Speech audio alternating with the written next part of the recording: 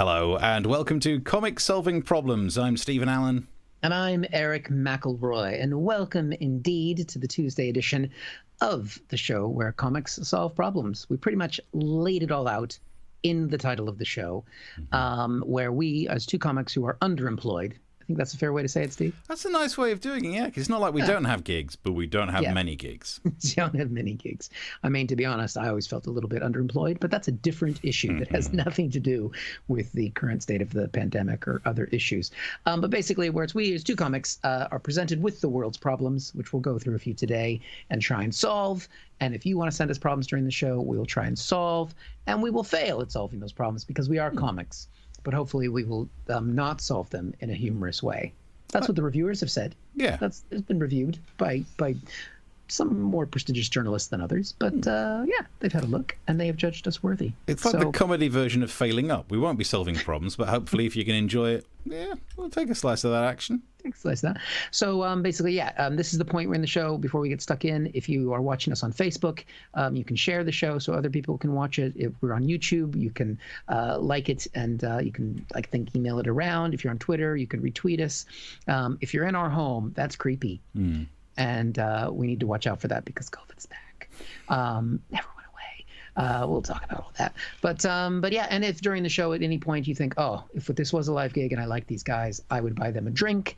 The links are below for that, and you can see that there, and that is very much appreciated as well. So I think I've remembered all the newsy things I need to say. Steve, you're going to kick us off with the first problem? Did you mention share it? That's the other key thing. Did you say share it? You said share it. Did you say donate?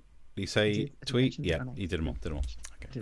You weren't listening. You don't have to listen. Well, I've got buttons to press. It's all very confusing.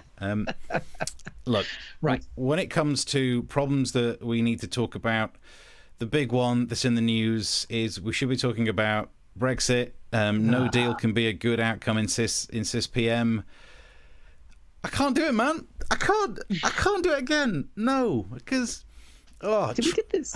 Trying to write jokes about Brexit again would be like going back to an ex. Look, we had fun for a short time back then, a couple of years ago. Yeah, it was a laugh for a while. But then things got nasty and stuff got said on social media and all very mean. And if anything, I've moved on. I've found someone new. You don't know her. She's called COVID.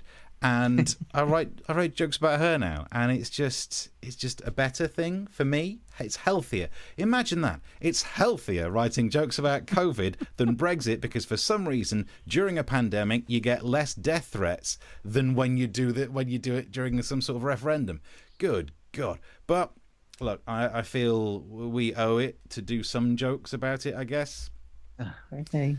Whatever. Boris Johnson did, he said it was an oven-ready deal, and now he's saying no deal would be good. Okay. I mean, it's effectively like this. Oh, hiya. Yeah, no, I just got in. Yeah. You've put things on a plate for me that I can just put in the oven. Oh, thank you. That's really nice. Was that? It would be a good outcome if I didn't eat it. I'm sorry, I'm confused. So the stuff you put on a plate, it's oven ready. And you're saying it would be good if I went without food. What have you put on the plate? It's a plate full of shit, isn't it? That's kind of Brexit. Do you know what? You're making me hungry. Yeah, let's not even go into the Brexit thing, because all that's going to happen is people who agree already agree, people who disagree send death threats. I'm over it. Let's talk about something that oddly shouldn't be happier, but is happier. How do you solve the problem of coronavirus? Well, it turns out you have to get people being less relaxed about it. We're not taking it seriously enough. The public are too relaxed about coronavirus. Oh, that's nice, isn't it? That's so much more fun than talking about the EU. And I'm not sure if I agree about we're not taking it seriously enough. I overheard someone earlier on saying that something about they were going to go out and they were going to stay out carefully. And I thought that was quite nice. Sweet. Might have been that they were saying they're going to stay out of carefully. It's difficult to tell these days because we've got all these local lockdowns happening all over the place. There's Northampton has been some of my favourite ones, Corby, and then Kettering. So risk of Kettering, it's on a list of ones to watch. And they said it was to do with the problem with a sandwich manufacturing factory. And I thought, that's catering. there's catering and catering. There's catering. And I looked into it, and apparently it's because there's the high risk of how many infectious cases there are, and if it gets even higher, people might be forced to stay in their own bubbles or stay at home. And I thought, kettling. They're kettling, catering. Well, and I looked into it even further, and apparently it's because we don't have enough herd immunity. And I thought, herd? They're kettling, catering. Did not expect that coming, but I know what I'm like. That's exactly what I would worry about. And I thought, Steve, you're doing it again. You are kettling, catering, catastrophizing. And you knew I was going to say that. So that's the problem they've got. But are we not taking it seriously enough? And I think I know why we don't take coronavirus seriously enough. It's our fault, Eric. We've made a problem worse. Yours and mine specifically? Yeah. What? This show. Because in the background of so many images, if they don't quite fit the scene, we have to have an image in the background, which is this one. We make coronavirus look like testicles. And look, it's little balls, we've got some fuzz on them. They got a few days growth. Where you got that photo, Steve? I'm not saying. Well, I needed some copyright-free imagery, and I've got a webcam. You want it? Yeah, look, little COVID balls, little COVID testiculae. And it's the same thing that happened with Ebola when we realised that looks like an old man's droopy schlong. So we didn't take it seriously. And that's this kind of thing that impacts the way that diseases work. So, yeah, we're trying to take it seriously. And I think, actually, we, doing this show, we are taking it seriously. Yes. It's the young people that we have to watch out for, because Hancock says, don't kill Granny. Which actually is good advice. It's good advice, that, in general, isn't it? Well, did you meet my great-grandmother? Well, that's okay. But she was a hard woman. Well, in that case, I wouldn't want to pick a fight.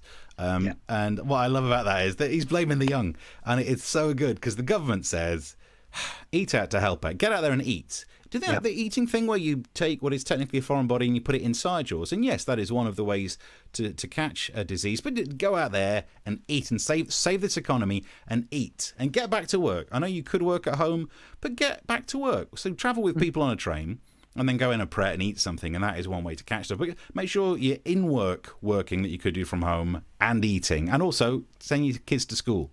Put him back in school, because, kids are really good at not catching stuff from other kids, and then drive to work, and then eat, and the kids eat, and then all that. And all of a sudden, all of these policies result in some sort of increase in the number of cases, and the government says, young people, eh? Oh. All of their the middle-class young people with their hugging. Oh, that's what's causing a problem. Oh, God. Yeah. But I'm glad that's over. I know you're responsible for 2 young people. Yep. And you do have to admit, some young people are idiots. What are you saying about my kids? I'm not saying for a long time. That seemed like a big jump from your kids to idiots. I'm not saying your kids are idiots, but I'm saying some young kids are idiots. You stupid boys. This is the England footballers. They broke the COVID rules. Yeah. So they're no longer in the squad. You can't play. You can't break the COVID rules, and they did it just to spend time with these 2 models. And you look at that and you think, what were you thinking, guys? Why would you miss out on the opportunity of playing a game for a bit to spend time with these women? The one on the left can't even dress herself. What's going on? These, you don't have a clue, honestly. Kids these days. I think they were trying to catch a virus, just a different kind. They were certainly putting some. Yep. I see that now. Interesting. Sturdy. So yeah, young people are at fault apparently, and now we're all going to get scared. We're going to get scared into it. They're making more rules about what you can and can't do, and there's one where apparently they're going to change the number of people you can have in a house. Okay. The government source said that the figure will be reduced from 30. That is the bit that gets me, because who can have 30 people in their house? I don't have enough chairs, and if people were still willing to sit on the floor, who has that many cups? Oh, yeah, the cups. That's true. But, I mean, you do have 2 toilets at your flat. So you could. But I think legally, because toilets are a big thing in when venues look at, numbers of people they could have in, Steve. So I've got enough toilets. You're on your way. I can tell you, I also have enough teaspoons, because I went through a weird phase of just buying extra teaspoons. But I have no other element of cutlery or crockery. Kettling, catering, cuddling, crockery. Oh no, that was too much. That was a step beyond. So look, yeah, it turns out we are all going to get it. How do we solve coronavirus? Apparently by being more afraid. I don't know if that's going to cheer people up in the messages. Chris says, are they models?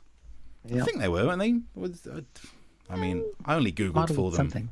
I Googled those images a bit today. I do like that they're saying basically, yes, young people going out is causing more infections. But we do need to get to our jobs and we need to go on the, travel in and stuff like that to save Pret. But then at the same time, we have to cut down on the people that we know that we have around our house. But we should go spend more time with strangers. Yes, good idea. Don't stay with the people that you know who might have been healthy and been, isolating all this time. But get on the train, go into a public place, and mix with the dirty people. I wonder what happens. If you're on a train and you recognize someone, because sometimes you see the same people on the same train and you start to think, this is no longer a stranger. I better stay away from them. I might catch the pox. Yeah. Well, I mean, because our kids are back in school, we're basically bubbling with about 1,500 other people. Ooh, how do you have enough mugs? Exactly. It's not even legal anymore. Oh, dear. But yeah.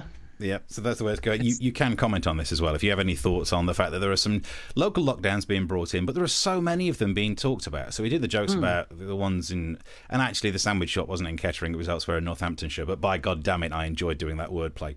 And then there's... What was the name of the town in Wales? Because anybody in America would not have understood. Oh, Caerphilly. You're doing a joke about it. Yeah. What? Caerphilly. Bless you. Yep. Bless you. So we're going to go out and stay out carefully. I mean, yeah, look, I'm going to be cautious, Steve. There's a freaking pandemic on. No, I'm saying you should Where be. You're not allowed in carefully. I knock. We should have done it like that, like an Abbott and Costello sketch. Yeah, it's a town in Wales, and their names are Welsh. Yeah. Don't want to say anything else because that'll get us in trouble. And so there are so many small lockdowns. Eventually, Boris promised at no point would there be a second national lockdown. No, there will just be like an infinitely detailed grid of local lockdowns that means there's like one small square acre of the Isle of Wight that you can actually move in. He's got an oven-ready lockdown. He's got plans, that guy. He doesn't agree with them. Right, let's have a look. Some of the other messages coming through. Tracy. Oh dear. You see, if you're going to send tongue twisters in the messages, we can't afford staff like some other shows, so we don't get to pre-read any of the messages. Sight reading stuff like that. Nope. Are they the names of the Icelandic women? No, they can't be. Are you sure? Because I think it could be, because like Magnus Magnusson. All right. Well, maybe. I mean, there's only 200,000 Icelandic people or something like that, so we could ask around. I know one. They probably know the girls. Yeah. It is unbelievable, isn't it? How can you end up breaking COVID rules with someone from Iceland where there are so few of them? Almost, it's just technically bubbling. But no, I guess the numbers don't lie. And why would those lads spend time with those? It doesn't make any sense. And if they were lying, who cares? Yep. Wherever you're watching this, you should be able to send some messages coming through. Keep the message boards going, and the Twitter addresses as well are sat right there if you would like to partake. Yep, and don't forget, we'll talk about subscribing and sharing word about the show as it ends, as we get to the end. But I think it's my turn to talk about a problem, Steve. And this is a big one that you haven't had to face yet, but I've had to deal with a couple times, is that when you're having children, how do you find out what their gender is going to be? And in America, we have a way of doing that. Yeah, I got an idea. Is it a penis? No. Not so anymore. Old school. This is the way you do it in America. You start a forest fire. California wildfires. I think everybody in the world has seen this now. Gender reveal parties are blamed for the fire. Now, this is something I've already been aware of. Had you heard much about these gender reveal parties before this story broke? Only like a few stories recently, and it's never been done in a good light. No one seems to be saying nice things about them. It's not something that when I left America 20 years ago, it wasn't a thing then. When I was born again, many, many years ago, we didn't have these, but basically it's a party where you get the family together and you get like a container, and then you look inside the container and it's either a pink thing in the container or a blue thing in the container, because generally the parents who are doing this are not woke. They don't put in purple. This is old school, and they say what the gender is, right? And didn't do that 20 years ago. I think it's the dumbest thing I've ever seen, except from my my sister had one for my nephew just about a month ago, and it was beautiful. I'm gonna love that little guy. But I mean, and 20 years ago they didn't do this. When I was born, they didn't do this. When I was born, the gender reveal was when I came out of my mother's vagina. And you often film these things and put them online. Ooh. Not recommend. So there's lots of ways they do it. It isn't all just about burning down half of California. And you can go online, you can see one of the ways you can do it is you can do a balloon, right? Where you like pop the balloon or something like that, and what's inside, or maybe the color of the balloon. So remember, pink for girls, blue for boys. Mm-hmm. Very simple. Here's an example of a balloon gender reveal.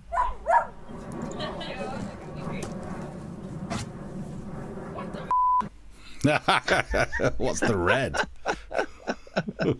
That is definitely a woke family. I think it's like the Hindenburg way of doing it.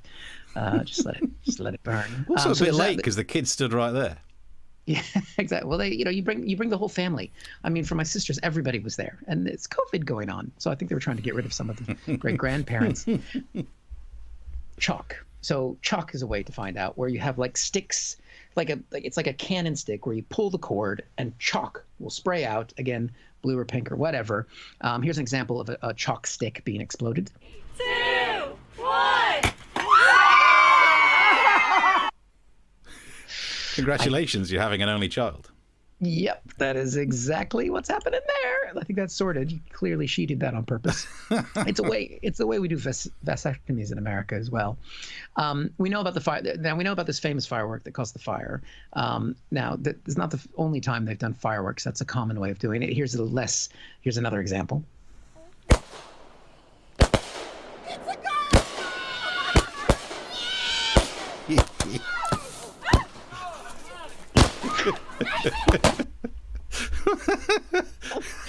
Gender reveal parties in Basra. I mean, I'm surprised there aren't some families that do it with like pink and blue bullets. It's America after all. It is America after all. But one of the most popular ways when you start looking at these videos that people like to do it is with a cupcake.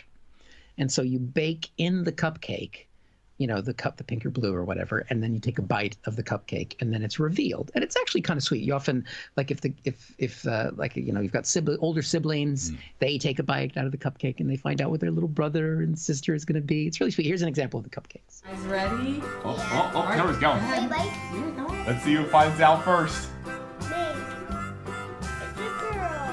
It's a girl.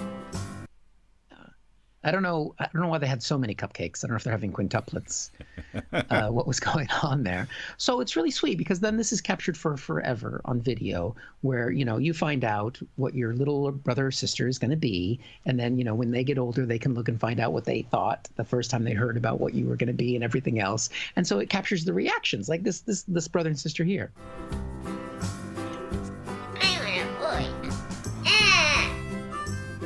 What's wrong?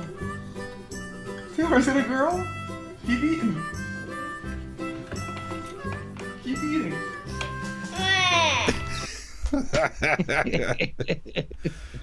What I like is the little girl is just keeping her head down. She's like, I'm just eating this cupcake. I'm getting this. I mean, let's be honest. This was going to be the third child in the family. And Steve, I think we know the third child is never welcome. Yep. Yep. Yeah, but we just turn up anyway. Yeah, is that what? Oh, I'm sorry, Steve. What child were you? I was the finishing the hat trick. You were there. I mean, I feel bad because the third kid there, you've got the older brother crying about it. There's going to be complaints because the last kid. You're the one that never gets any pictures either. Nobody takes pictures of the last baby. The only picture we have of the youngest in my family, there's 2 pictures, I think, and one of them is a mugshot. So. Pretty much it. That happens to third kids a lot as well. Yeah. That happens to third kids a lot. So yeah, to be honest, we shouldn't even have highlighted these gender reveal fails because they are funnier than anything we've ever written. This is the cat video extraordinaire. Yeah. There are hours of these online. I spent about an hour and a half researching this show. I just was like, maybe I could have the balloons because there's balloons that don't, explode properly. Dust goes in people's faces. The reaction of it's just, and sometimes they get the colors wrong, and then they go, "It's a girl! oh, and then you hear somebody in the background go, oh shit. So shouldn't have shown you these. Yeah. It was too funny. Hey, do you know what? You spent an hour and a half watching those. I spent an hour and a half researching stories about Icelandic people. It's just the way we spend time, isn't it? Pictures.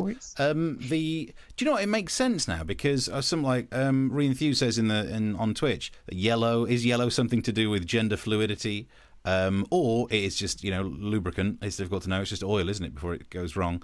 There's talk of the way that you dish out the colours about pink and blue. And Mark says, although up until the late 19th century, pink and blue were the other way around. Thanks, QI. Yeah, so it'd be like, congratulations, you're having an Elizabethan or something. You can tell a lot about the thing that you just revealed, which actually reminds me of what happened earlier on. It's a plate full of shit.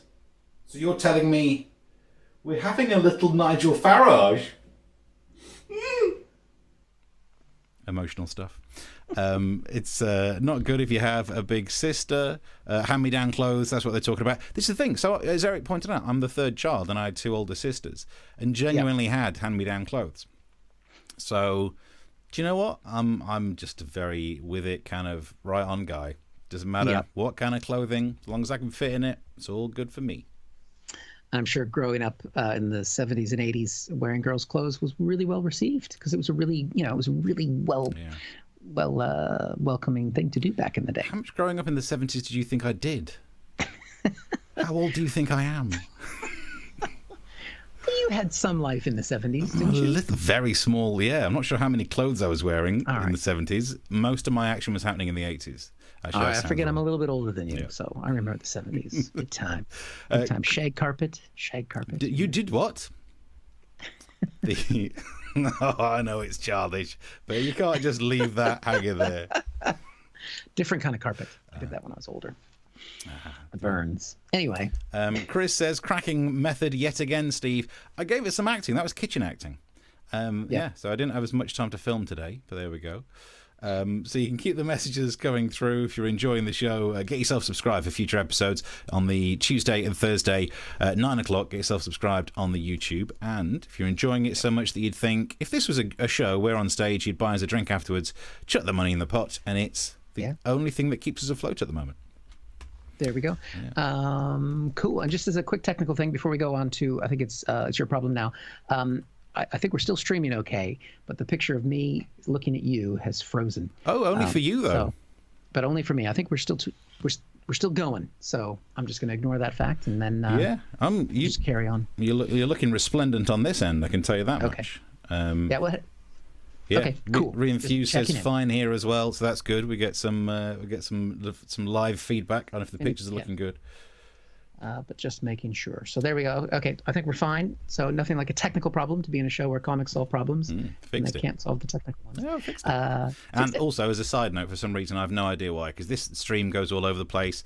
The official YouTube channel, your YouTube, and on my YouTube, for some reason, I've actually managed to get it streaming twice. There are 2 live streams on my YouTube now, and they're both this. I have no idea how I've done that. Just make sure you watch one, because that'll tick up our viewers. Yeah, watch both. I get twice as many. Navman says, I don't know about gender reveals. As the youngest of 7, we had a shepherd, not a babysitter.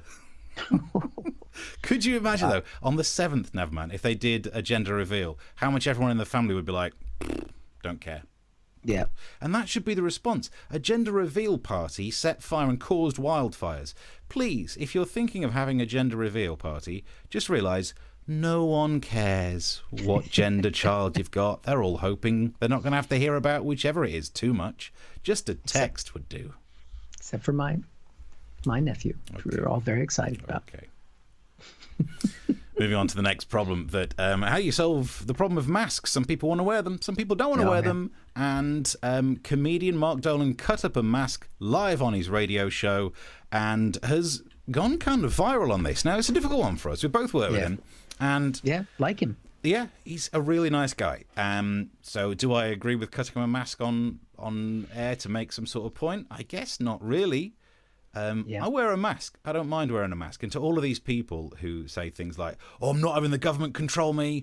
If you are that much of a lily-livered, weak piece of shit that wearing a mask means you're controlled, then you've got bigger problems. Turns out I can wear a mask and exhibit free will at the same time. It's not that tricky if you just apply yourself. We've talked about this as well in the past. These people who say, I'm not wearing a muzzle, as if it's the cleverest observation they've ever done. And look, muzzles are different to masks. A muzzle is there to stop you biting. And if you were going to leave the house today and bite someone, put a goddamn muzzle on. What is wrong with you people? So look, on this, I don't see eye to eye with Mark. I know he's received quite a lot of negative press, but then at the same time, the video had like over 1.5 million views, and our videos tonight will get about 30. And I've had to achieve that by having 2 flipping streams on my YouTube. So we're not going to get the same figures. I don't know. Maybe he's grateful for the amount of coverage he's got. Maybe he's hating all the haters. So what I thought I'd do is I'm all about bringing people together. And so what I've got here, and I've been shopping around these props for ages. I got myself one of the blue masks. Okay. And a pair of scissors. And Steve, you're not gonna. It's time to go viral, my friends. All right, here we go. Because I'm not being told what to do when it comes to masks or muzzles. So I'm there. Take that, big data or whatever the thing is. Get rid of that, and there. Get rid of this here. That's got a bit of wire in it. We're not going to cut through that bit. And get rid of this bit. And there you go. Bill Gates with your whatever you're doing. And then, and here's my favourite bit. If you get them all together and then cram them, you've got to make sure you cram them into the hand. And if you know the magic words, don't be a pillock on radio. There we go. And then, oh my days, this is what Mark should have done all along. And then you can put it on and everyone's happy. Magic. Magic. Wow. Pete Furman better watch out. Yeah. There you go. And before anyone thinks, Steve, I can't believe you just wasted a mask for doing this show. Don't worry. It was the mask that I used about 7 episodes ago where I crammed it down my pants. So no one was going to put that on their face ever again. So you don't want to do one of those magic tricks where you eat something and then...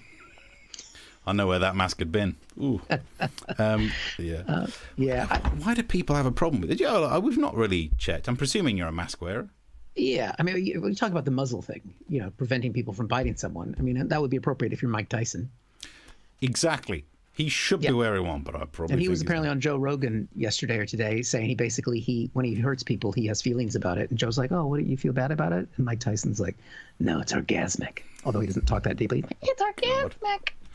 And I mean, it's not, I would say mask, fine, muzzle, ball gag, hit me up sometime.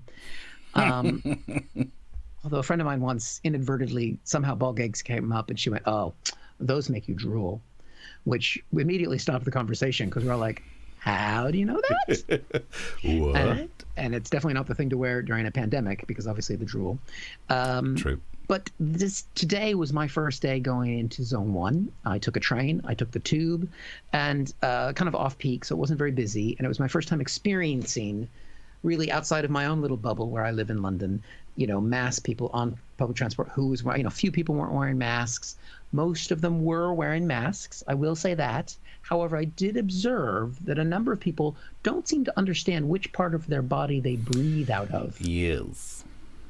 So... seems to be some problems there. Where did you see them? Where were they wearing it? I mean, there was the chin, there was the nose sticking out. I think there were some people who weren't wearing masks at all. Or maybe, you know what, they weren't wearing any masks on their face. Those people who weren't wearing masks on their face, I think they were wearing them on their asshole. Because that's what they are basically talking out of. Yeah, maybe. Do you know what? And that's the weird thing is they probably would kind of fit. It's weird, isn't it? Especially, the mask. I don't have it with me in here, but the mask I've got that doesn't go around the ears. It goes around the. I mean, that actually would go over the legs and be a serviceable gusset. Yes, it would. And in fact, that's what my other half keeps calling it. She says it looks like a gusset, and I said it's a mask. She says it's a gusset, and then I say, look, it's comfortable, it's breathable, and she says, yeah, like a gusset. So maybe she's right. Early doors we spotted people wearing them around the chin, and on Twitter I joked and thought it would be original, saying wearing a mask on your chin is like wearing a condom on your balls, and then everyone does that joke, and I thought, oh no, maybe I've just done a really predictable joke. Did we talk about this? How someone tweeted me saying that they actually just spent several minutes trying to find the source of the observation. The oldest Twitter that surfaces in search of the mask, chin, condoms, balls was my one, and they reckon I should wear it as a t-shirt. I did that joke first. Sell the t-shirt, Steve. Or better yet, sell the masks. Sell the condoms. chin-size condoms. No, ball-size condoms. Even I'm getting confused. Wearing a condom on your chin is like putting a mask on your balls. Quick, tweet it. No one else has done that one yet. You can get yourself a T-shirt. But just, wear a fucking mask. It's ridiculous. So I saw someone on the weekend, this really old guy walking past a pub, and he had the mask on. I could do the thing. It was a classic one of those. Oh, yeah. And we looked at him, and to be fair, his nose was so big that we both said, me and the other half, like, fair enough. You can't mask that beast. They don't make them big enough. That's not going to be. In fact, that was one of my favourite trips to the pub recently, because you've not really gone out too much, have you? Nope. We were sat outside this pub, and they'd put tables and chairs out there. So we sat there having a pint, table and chair in the street, and then the barman had to come out and say, we've just been told regulations are we can't have the tables, but you can still sit on the benches that are attached to the wall. So we ended up being closer, but it's weird. I mean, I can't see how sitting there is fine, but having a table to put your drink on, that's really where all the disease comes from. And he was coming out moving the table, and this really expensive sports Mercedes car type thing drove past. It was a really kind of strange gold purpley metallic color, and the barman said, "Oh, why would you do that to a car like that?" And I said, "Yeah, it looks like one of those cheap bottles of Prosecco." And he laughed so much that he leant in and said, "Come and see me at the bar. I'm going to give you 25% off." That's how funny that joke was. It was worth 25% off. It wasn't worth a pint. That joke wasn't worth a full drink. It was worth a voucher on, certain goods. Terms and conditions apply. Yep. Yep. I mean, it's the best gig I've had for a long while. It's a paid gig, Steve. What are you talking about? You're a comedian. You made a joke. You're getting paid 25% discount. These are hard times. You're furloughed, essentially. I mean, to be fair, he got one joke out of me and gave me more than some people will on this show. So, there you go. Yeah. That sets you up to say that somebody's going to say we haven't told a single joke on the show yet. But damn it, I did. I repeated the one the other day about the car. That's right. You showed the one that you tweeted a long time ago. True. Yeah. So I'm hoping our audience. I mean, if you're watching us and you don't believe in the masks, you're watching the wrong show. No, we're happy to have you here. I totally understand. If you can't wear a mask, fine. But you don't. In fact, I was going to say you don't have to be a dick about it. You don't have to be a dick about anything. So you see these videos of people walking up to people not wearing masks, going, "Why aren't you wearing a mask?" You don't have to be a dick about it. But also, you don't have to be walking around, "I'm not wearing a mask. You're all sheep," as if sheep wear masks, whatever. Like, no one needs to be that upset. Let's have a look. Some of the messages But you can, if you see someone not wearing a mask, you can give them a stink eye because you're probably wearing a mask, and that's all they can see. That's fine. Yeah, stink eye should be brought back. Mark says, I wear one for shopping, public transport, and anywhere that will be crowds. For walking and exercise, I carry one but don't wear it. I do when I go for a run. I've got a mask in the pocket, so when I go in the shop on the way back, I can put the mask on. Yeah. And, my running's been going all right. I've not necessarily been feeling the healthiest during this whole lockdown thing, but I'm doing the character 5K, and I'm very close to the 5K these days. And I'm enjoying getting out there and running. And then I put the mask on, and then I go in the local branch of Co-op, and I sweat so much during a pandemic that people shit themselves. Every time. I've got a mask on. Yeah. That's how you do it. Yeah. Re-Enthuse says, a sheep will not wear a mask no matter how hard you try. Yeah. Uh-oh. There's a backstory there we're not sure about. Yeah. What about a ball gag? And Re-Enthuse also says the new barter system is 4 jokes per pint. That's the thing. Jokes have been devalued. That's my problem. You can keep the messages coming through. If you are messaging on YouTube, it's very difficult because I've got no flipping idea which one you'd be messaging on. All right. And I can't see any on this side either. So, right. So... we got a couple more coming through. Chris says, another catchphrase is born, a serviceable gusset. There we go. Speaking of gussets you'd like to service, have we done the Icelandic story? Okay, never mind. Stop talking about it. You're no. Right. Steve, we got a problem in the world. Oh, no. How do you tell what's real anymore? Oof, it's deep. That's deep. Michael Cohen, my favorite my favorite of the former Trump employees who's been convicted of and done jail time. I've got a few. He's one of my favorites. He's got a book coming out. I don't think it's actually been released, but it's coming out in the next week or so. There's been some little snippets coming out. We can see this is the headline talking about what's in the book, just as a tease. I mean, all these things seem pretty crazy. Michael Cohen says the book on Trump discusses the Russia collusion, golden showers, the famous, but at a Vegas sex club, not in Russia, and lying to Melania. That right there sounds like quite a bit in the book, doesn't it? Yeah, but that's not all that's in the book, Steve. No. So we're going to play a game that we like to play, especially when we talk about books about former Trump employees. What's in the book and that's real and what's not? Steve, are you ready to play? Is it flipping quiz time? It's quiz time. It's quiz time. Right, it's where I get to be a contestant. Hello, Eric. It's nice to be here. I've had a fun day so far today, and it's really nice to be here on the quiz. Are you feeling good about this? You feel like you're going to win? I'm feeling really good. Actually, it's just nice to be here because normally I don't get out of the house a lot, so it's really nice to be on the quiz today. Quizzing. Wish you were wearing a mask, but anyway. Just cut it up. All right. True or false? So we've seen some of the headline there of some of the things that Michael Cohen claims are true in Trump's book. This is another one that's allegedly in there. Is it true or false that they went to another stripper, not the Vegas golden shower stripper, but they went to another stripper, and the stripper came out, sang a version of something like God Bless America, and while they were singing God Bless America, they got a blowjob. True or false? The way you've told that sounds like the stripper was singing whilst filleting, and No, the singer was singing whilst getting filleted. Oh. So they were singing God Save America. And getting a little bit of... Never unsee that. I get to do some acting every now and then. Oh, dear. Let's have a look. True or false? In the message sections, people are guessing true and false for this. I reckon that is true. It is true, Stephen. And after it was over, Donald Trump looked at Michael Cohen and said, "What a way to make a living." Which is... He got the wrong lyrics. They're lyrics to 9 to 5, you idiot. How can you disrespect if only Donald? Trump had discovered that earlier. They say, like, Adolf Hitler, somebody complimented his painting. If somebody just complimented Donald Trump's fellatiating skills. Anyway, true or false? Stephen, I'm not confused. Was Donald giving the blowjob to a singer? No, because the singer wasn't Russian. Okay. True or false, Steve? Yep. Talking about evangelicals who just visited with him and done that thing where they, you've seen the photos where the evangelicals are putting their hand on Trump to bless him and praise him. All right. The evangelicals all left, and Trump looked at Michael Cohen and said, "Can you believe people believe that?" Expletive. Wow. Okay. True or false? I mean, it's truth. These are the people that have supported Trump. They've stood by him. They've helped him get elected. They're there supporting him. They've just been praying on him. He likes to get praise, but he's just dissed them to Michael Cohen and said, "Can you believe people believe that?" Expletive. I imagine if you are one of those people who reckons you can rid people of evil spirits and you've tried on Donald Trump, you should just go home and quit. Re-enthused on the message says true, so true. True. Well, it's not technically true. It's false because he actually said, "Can you believe people believe that shit?"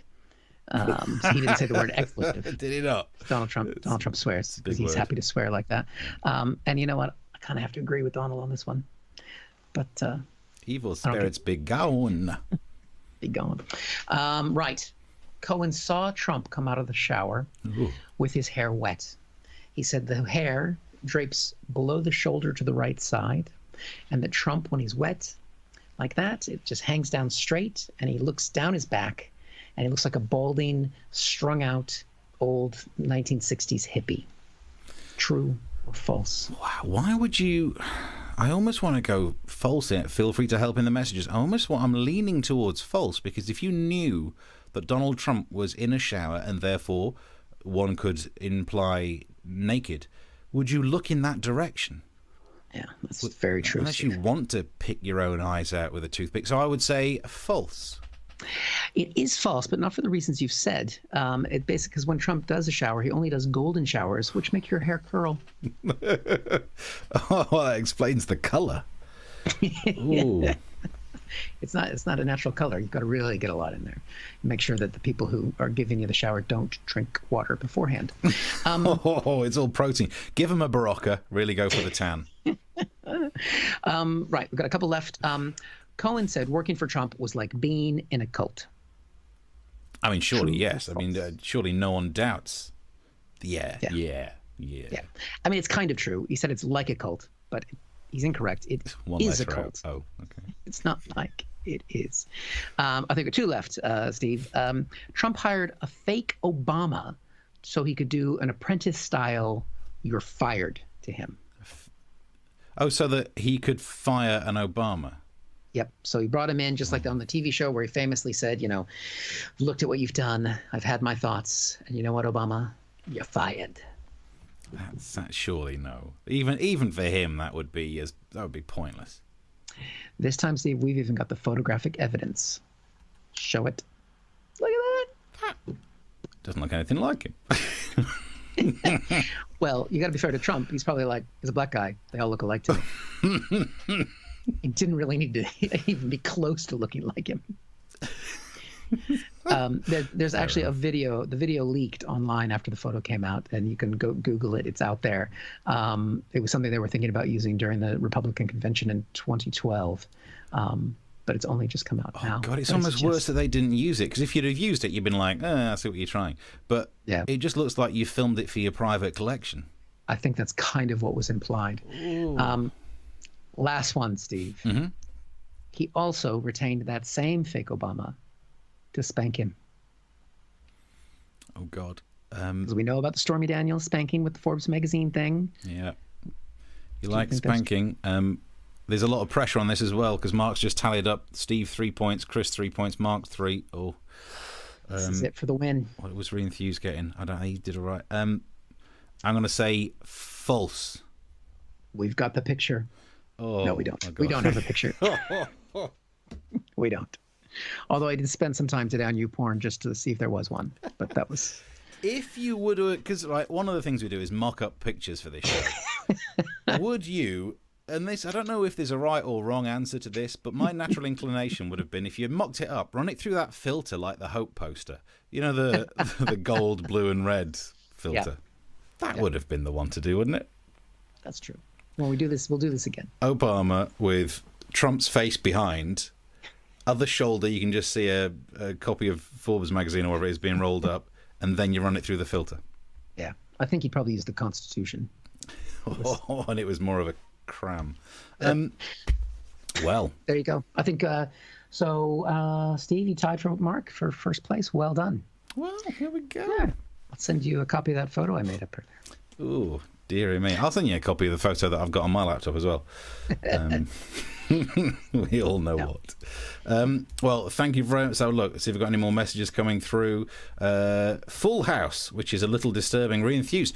Yeah, the fact that you got that many questions right about Trump, you can ask yourself some questions. Yeah. In fact, I think lower of you now than I did when I found out that you put ball gags on sheep. And I'm not sure if we found that out as a fact, but I'm going to remember it as one. Yeah. So that's how it happens. Nowadays, facts can be whatever you decide they are. So yeah. Alternative facts and all that.